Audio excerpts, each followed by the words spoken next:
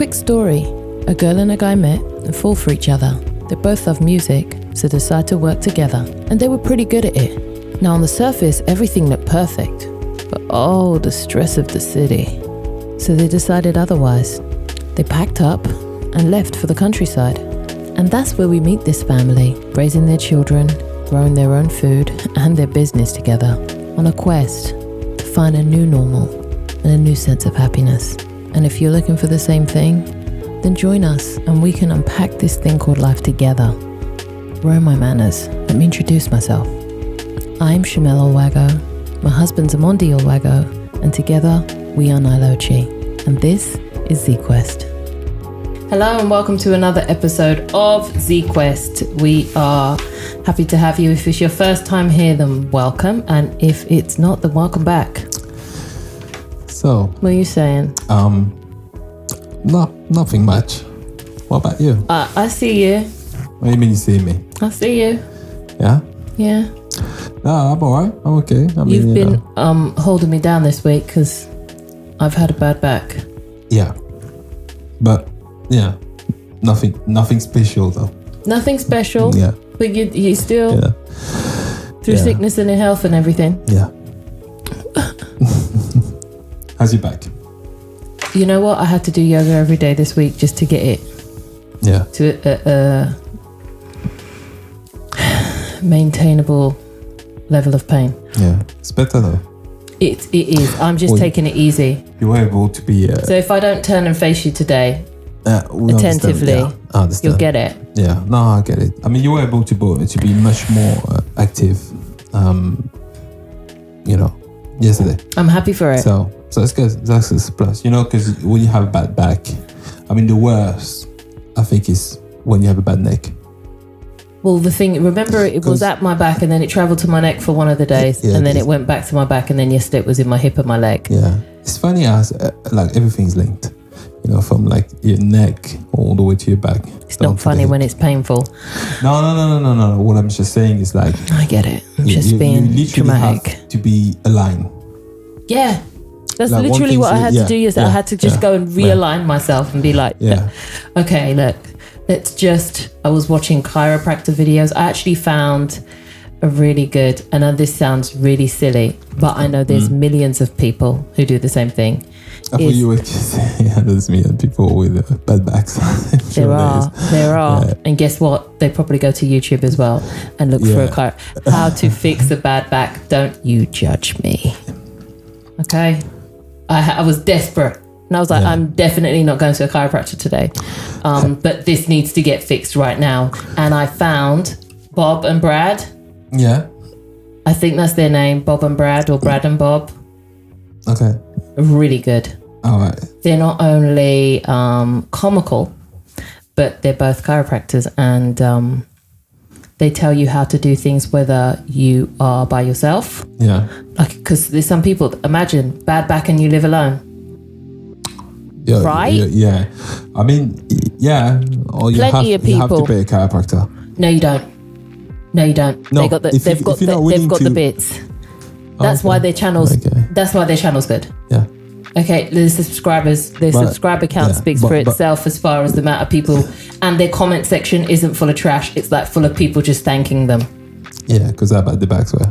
And clearly, got plenty of people with bad backs. I'm okay today. Yeah, I know you are. You see what I'm saying? And it worked. Yeah. It worked. They just give you simple around the house things to do to be able to realign yourself. What is the science? 1 + 1 equals no back pain. And here I am. So today I'm taking it easy, but you know what? I'm going to move my chair because I'm clearly going to look at you. Yeah. What? Because I'm a polite person. Yeah, because you like me. Yeah, that too. Yeah. Hang on, let me just move myself so I don't have to keep on cricking my neck. You see? I can't see that because I'm gonna face you.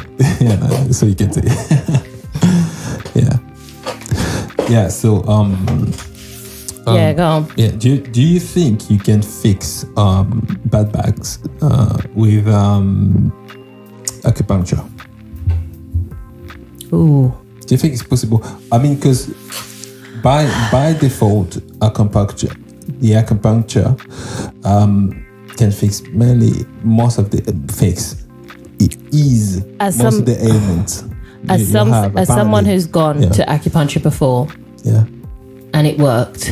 Yeah. I would say yes. Why wouldn't it? It wasn't for that pain. It was for sciatic pain. Well, I guess it's the same thing, but it was more through pregnancy. Yeah. Pregnancy induced. Yeah. So whatever it was that they needed to alleviate got alleviated. Yeah. I mean, by definition, in acupuncture,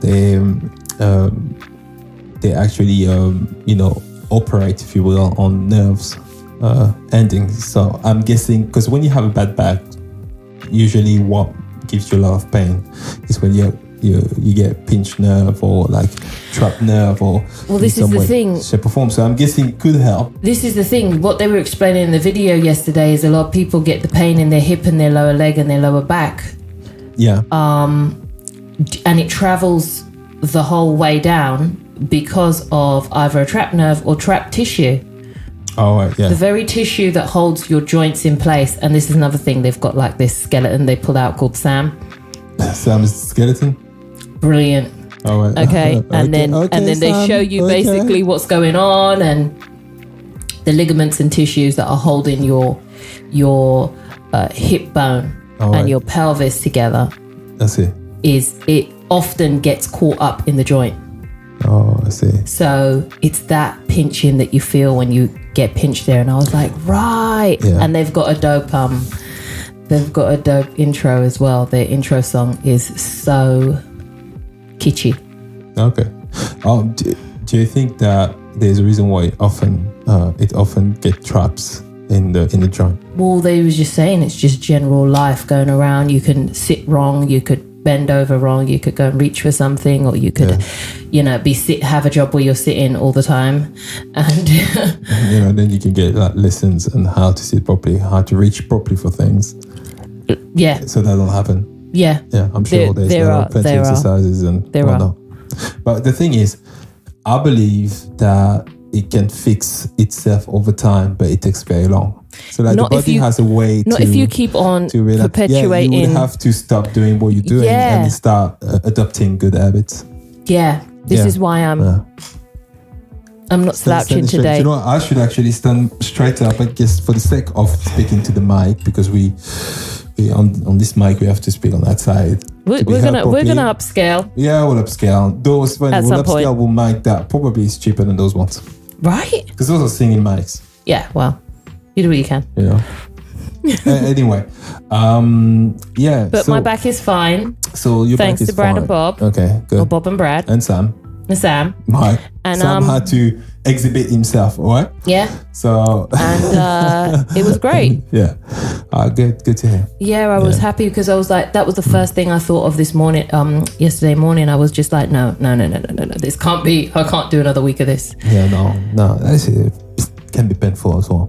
And then you get like, the more it pinches, the more you get inflamed as well. Yeah, so I've been trying to just. Nice. Yeah. And then obviously lifting a 2-year-old all the time, and yeah, that will do it. Who's the size of a 3-year-old? Yeah, that will do it. That'll do it. Yeah, for real.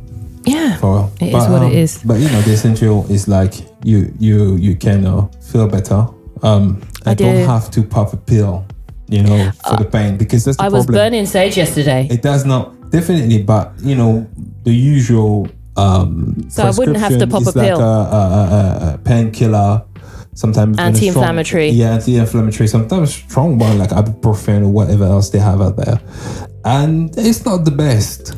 It's like if you can get over it without it, it's always better. The pain wasn't anything I couldn't breathe through. Well, that's what I was telling myself. Yeah. Well, it's good. It is a medicine in itself.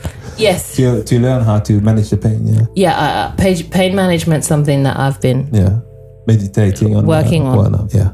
Yeah, that's really good.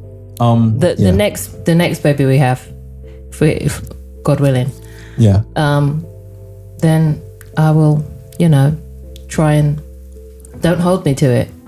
I'm listening. No epidural. Okay. I'm going to try. You know what? I don't. It's not a you thing. It's a me thing. I don't. You know, I don't really as I said, if you can, do it. If as I said, it's not. No shame, it's not a you thing. You see that this competition about who did what and who did natural birth. I think it's a fixed rubbish. No, we're trying to get the babies out healthy, the mummy out healthy. I think it's one of those things that I always hear some of the women's out there that's just talking like, yeah, well, you truth know, is no one knows. I've been able to do like birth, like natural birth with no. I could tell somebody I swam with dolphins and gave birth with no medicine and no gas and no air and no anything. I could go there. No one knows anyone else's birth story. It's just whether or not you're going to be honest about it. No, but what we competing for here? You know, I think it's ridiculous. There is no competition. This is what my point is, because then if you want to go down this rabbit hole, then we can X all the antibiotics you had when you were really sick and you needed it, because you know you got to be a real woman or a real man. So at some point in your life, you may manage to do that, but first, everyone has their own personal experience when it comes to that. You don't know the pain level everybody gets. It's like a toothache. Some people can bear it, some people can't. Not because the pain threshold is would it be lower, higher, whatever. Yeah. But because maybe that particular reaction on the body is worse than somebody else. You can't gauge how bad. That when I had my toothache, when I had to have my 4 wisdom teeth, 4 taken out at the same time, somewhere in the world that's illegal. I cried. Yeah, of course, but you know, like what I'm saying is, some people will like to think that because someone can take it, they're then stronger. You know, there's a bit of an association like this. Whereas you can't. Pain is really just up to the individual, and it depends on what. That's what I'm saying. You taking out your every time I went and had a tooth taken out, didn't hurt me one bit. So I didn't. It wasn't even about being stronger. Okay, Mondi. No, come on, don't be like that. Showing off. No, I'm not showing off. That's my point. I just confessed I cried like a baby, and here you are. No, but that's my. When I went in there. Come on. Never You're missing the point. The point is. Go. You're stronger than me. I didn't experience zero pain, so it doesn't make me stronger. I would have had to experience some sort of pain to your level to say, overcame that pain, therefore but that's the whole point of the competition. Exactly. It's like you compare pain for pain. Exactly. So it's like when people go in, have tattoos on their backs and say I didn't feel anything, and then you're going to get someone else like you who goes in, has their tooth taken out, is like, I didn't feel a thing. Exactly. So and then you'll get someone like me who like, you know, nothing. I've got no reference. I have no reference of pain at threshold. Oh, when they had to turn the baby in the tummy. But then you'll never have that. Exactly. And also even if you're in a situation you can compare to situation, if some pain you experience aren't as high as someone else for the same thing, which means it doesn't mean you're better in managing pain. You would have had the same level of pain to say, I was managing the same level of pain better than you. And that's my point. But then every time a woman gives birth, no two births are the same. So it's incomparable. Exactly. Like I can't even compare the first child to the second to the third. They were all different. That's my point. As far as the pain threshold's concerned, it's just this time or next time, I was saying it's more of a challenge. But because every time I do it, I've realised that wasn't so bad. Yeah. Is why. Yeah. I'm like, you know what? Maybe I could have. It's the fear though. I'm not going to lie. No one tells you about this. Yeah. But it's scary.